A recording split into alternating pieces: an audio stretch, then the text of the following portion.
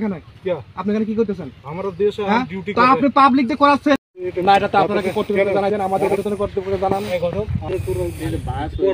না না না দাদা, এই দাদা শুনেন রিপোর্ট দেন, দাঁড়ান আপনি রিপোর্ট দেন, আমি রিপোর্ট দিচ্ছি। আমার সঙ্গে এই মতো আপনারা এখানে কমেন্টমেন্ট করছেন কি?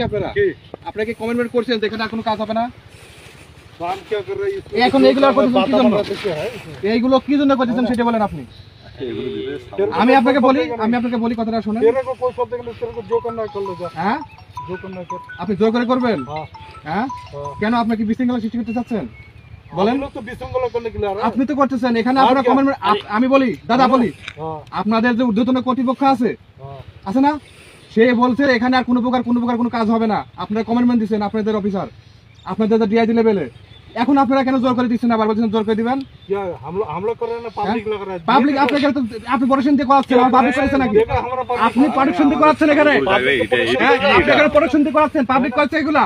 তা আপনি কি করতেছেন এখানে? পাবলিক দিলে পাবলিক দিতে আপনি কি করেন এখানে?